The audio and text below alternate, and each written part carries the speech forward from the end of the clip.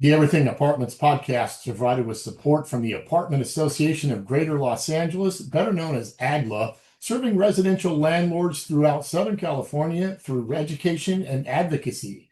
Visit aagla.org. Hello, everybody. Eric Christopher here, and you're with the Everything Apartments podcast, where we dig into all aspects of multifamily investments, from buying and financing properties, day-to-day operations and management, and also reinvestment strategies. Happy 2026 to everybody, as this is our first episode of the new year, and hope you all had a great holiday season and have hit the ground running in the new year. The last two episodes, we've been in a three-part sales series, call it kind of an anatomy of the sale process, and we'll finish that today. We paused at the point where the marketing is steaming ahead and we're beginning to receive offers. So we'll look at choosing the right offer and pointing that transaction toward the finish line. But first, I'll tell you about our firm, WSC Realty Advisors and WSC Property Management. WSC has been helping buyers and sellers and managing apartment properties in Long Beach for over 19 years now. Let's say you're tired of managing your own units, you want to travel more, relax on vacation without worrying about a plumbing leak or some other issue, and you're far away from home. Or maybe you have a manager now and you're just not quite getting the response or the results you're looking for. It could be the length of a vacancy, just not getting the attention it needs, lingering repair items, flimsy reporting, but we can definitely help you. WSC will never be the biggest management firm in Long Beach. Instead, we want to stay a little smaller and more agile to bring you the quality and service that you want. Hey, it's a brand new year. It's a perfect time to start fresh. We'll do a bang-up job on the management of your property, get you your reports guaranteed by the 10th of the following month, or your management is free for that month. We've never failed on that. We can also help you if you're looking to acquire more units, or in this case, what we'll be talking about today is selling and moving on in life to a different kind of asset or a different kind of lifestyle, perhaps out of state. Visit WSC-PM.com. Call, text, or email me. If you're watching this on YouTube, that information is obviously right next to my head here. Whatever the challenge is with your property, WSC has the solution. In the listing case study we're using, let's say we've been into the marketing phase, we've got all channels wide open, and we're now beginning to get some interest in the property through discussions, people talking about writing us offers, and now we'll begin into that phase. And I've seen some extremes with this. There's two ends of the story here, right? My first listing in Long Beach, way back in 2006, was an 18-unit complex. The rents were about half of the market. Building wasn't in terrible shape, but the seller was very motivated. She'd moved out of state and just having a real tough time managing the property from over in Las Vegas, I think it was. And she positioned it in a place where she wanted to sell it. She wanted to generate a multiple number of offers that she could choose from, and boy, did she do that, which we'll get a little more into in a minute. The function of the level of activity that we get on a property obviously has to do with the ability and the skill set to market it properly, but it also does have to do with the overall market. And then where does the buyer universe feel this property fits in? Meaning, is there upside? Is it a good cash flow equation? And this will definitely drive the number of offers we receive on your property when listed. But for this discussion, let's say we have a few offers coming in close to simultaneous. The goal with any offer is to create as fast and as smooth of a road to getting contingencies removed at a price and with terms the seller is happy with.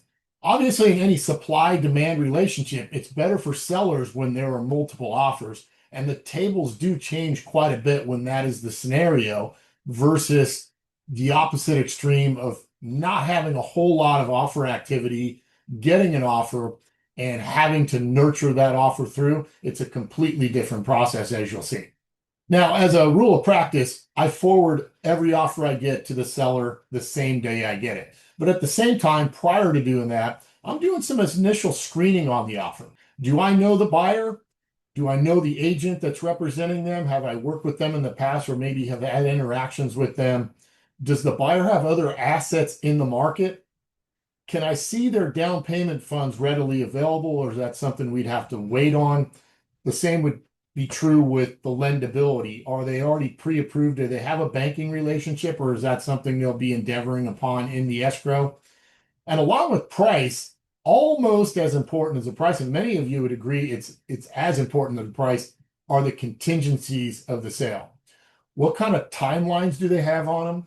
Is there a loan and appraisal contingency? And as you'll see very quickly, those are very important. Now, with contingencies, the seller's goal is always to have the shortest possible timeline, and the buyers would be the exact opposite of that. Buyers are definitely weighing their options when they tie a property up under contract, and they're probably looking at a few other properties and may already have another one under contract. We never really get to know that.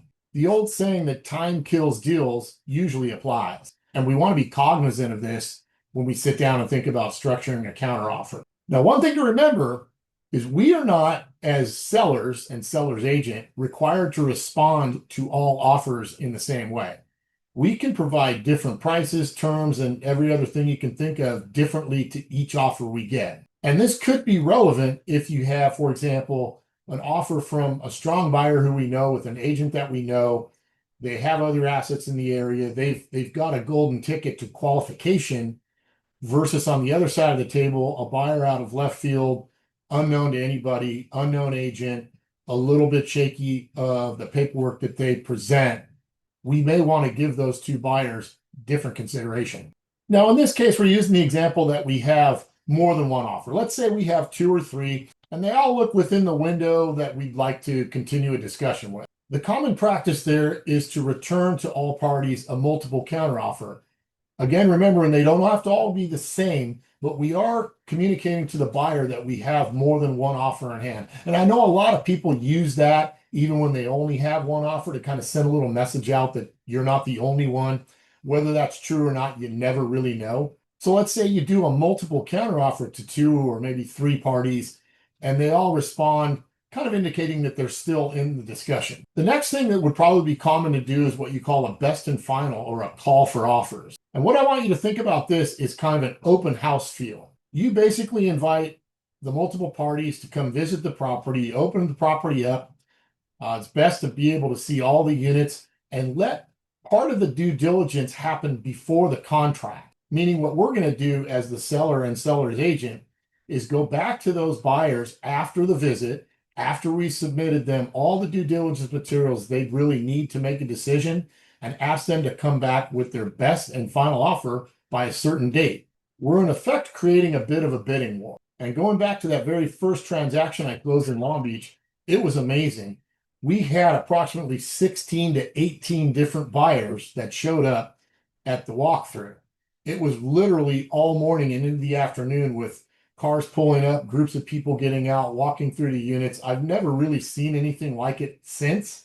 But what you're doing with that is you're giving more exposure to the property to the people that might buy it. And what you can do on the far side of that is decrease the due diligence and contingencies that would ride along with the person that you select. So let's say that that date goes by and you have still maybe two out of the three people looking at similar price and terms. Now it's either decide on one or send back another multiple counteroffer to these two people. When this kind of scenario presents itself to us, we really are putting our finger directly on top of the market for that particular property. Now, also in a high demand deal, there may be some extra leveraging items that we can apply to strengthen your position as a seller. How about an increased deposit? Meaning, as part of the contract agreement, you increase your deposit from $25,000 to say $50,000. And or how about we have a deposit pass-through? We all know how deposits are technically non-refundable once contingencies are removed. But I can tell you in my career, I've seen a deposit forfeited one time and it was almost by design. The buyer knew that they may be doing that because they had what looked like a much better opportunity in a different property. So they had the capital and the upside in the other one to gamble a little bit on the first one. But I can tell you on other transactions, the deposit's never been forfeited because you would probably need a lawsuit to do it. So in a high competition deal, it's not very difficult to get the buyer to pass through the deposit to you as the seller. I mean, it literally goes straight into your bank account. Now, that's subject to if and when the transaction failed on your part as the seller, you would have to return that deposit. But what it gives you is an increased level of security. If the buyer defaults on the contract, you do have possession of the deposit already, you're clear. But let's say in a normal transaction or a normal course of events, we picked one of the two offers. One was a little stronger. The other one didn't want to come up and beat it. However that shook out, we've decided on a buyer that's made the seller happy with what they've offered. We now open up escrow. And the very first item is the receipt of the earnest money deposit. And in fact, there really is not a valid escrow contract or a valid purchase contract until that earnest money deposit is received. So that's the first thing out of the gate that we're looking for. And that's usually 3 days from the contract date. For those of you that haven't been through this process in a while, I just want you to think of a lot of gears turning at the same time. Obviously, you have the buyer with their inspections and getting them the books and records that they need for the due diligence requirement. You have escrow opening, which is basically separate from that. And then very oftentimes you'll have the buyer who's going to go into the gauntlet of getting the loan process done. And all of these things sort of overlap a little bit, but they aren't completely contiguous, meaning a piece of information gets sent out to the buyer. Does that make it to escrow? So there are a lot of moving parts and a lot of detail orientation to keep everything moving forward. Now, also, as we approach into escrow, you as the seller, I want you to keep your mind on 3 times where a transaction can tend to get retraded or renegotiated. And this does happen. Now, lots of the time when there's a physical inspection done, there might be a garden variety list of a few little things that might hold up the process if they're not repaired. They don't wholly amount to that much. But other times, buyer may uncover a much larger issue. And this kind of goes back to the pre-list phase. Were we able to visit in all the units, get a look-see on what buyer would see when they went through in their physical inspection? Do we know about all the physical attributes? You know, as broker, I'm glad to climb on the roof, but there may be drain lines that I can't see, or there may be items that the buyer would uncover through an inspection that may not be known to us. So as long as we can give ourselves a real strong feeling that those major systems are in good shape, or at least have some life left in them, and that the units are in good enough shape where there aren't going to be any major surprises, that should get us through most of the physical inspection. That being said, going back to the places where contracts get retraded or renegotiated, that would be the books and physical inspection phase and the loan appraisal phase. For example, it's not uncommon for parties to agree on a 14-day due diligence period for physical and books and records. And we see sophisticated buyers will come out by themselves with maybe their right-hand handyman. We have other buyers that will bring out a home inspector. Commonly would be a plumber where they'll stick a camera down the main drain line just to kind of see what the condition of that is. So they go through that 14 days and they're allowed to look. We usually offer them to get them in the units one time so we don't disturb the tenants, but I've had them go back and they'll have a roofer go up and look at the roof and do a few other exterior assessments, and that happens in that 14 days, as are the review of the books and records. Now, if there's holes in the paperwork, meaning do we have all the rental files? Do we have all the rent increases? Is everything ready to present them? That'll help that go quite a bit easier. And what we're really trying to do at each of these steps is cut down on the chance for renegotiation. Obviously, if there's a large major system that's out of whack, that might be a little different. But the more missing pieces to the puzzle, the more apt the buyer may be to try to come back and lower the price. So going back, we're always in a better place to have a couple offers that we chose one.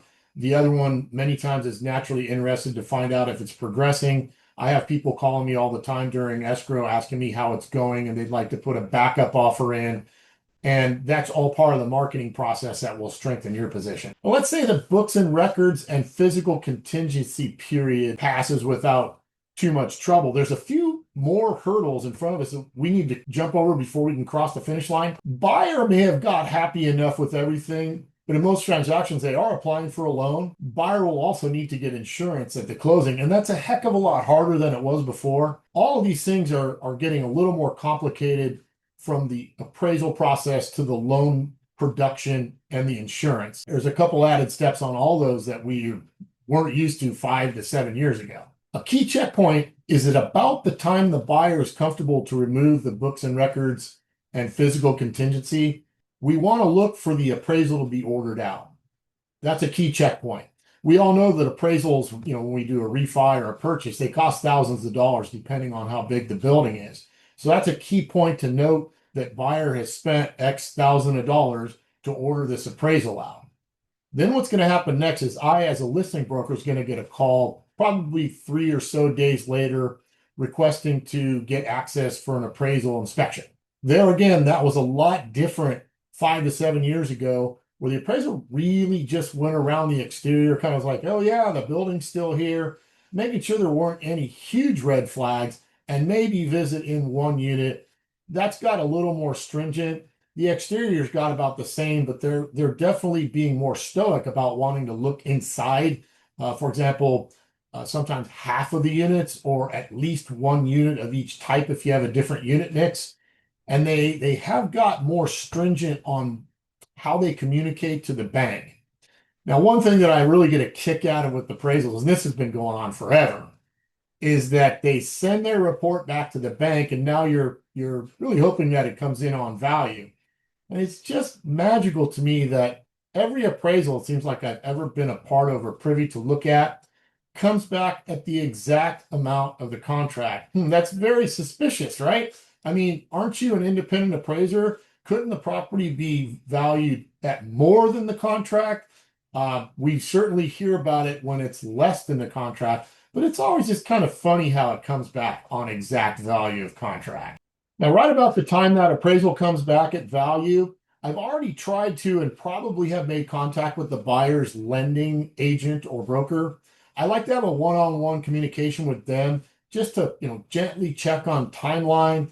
A lot of times they have things required in their files that may or may not have been a part of the due diligence. So I'm easy conduit to get them what they need quickly, rather than having to run around to the buyer broker, then approach me. I can just get it right to them and create a dialogue that's productive for both, and keep an eye on the timeline.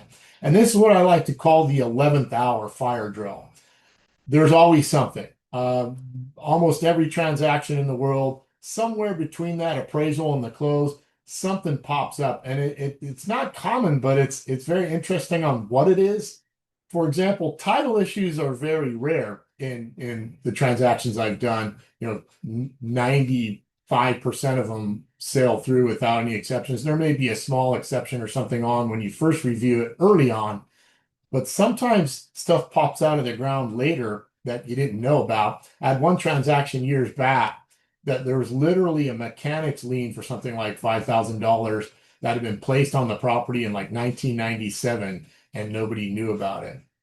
And then on another one, there was an estranged relative who was in the partnership, but I think everybody sort of tried to forget about each other. And they'd forgot about this stepsister that was living in another country.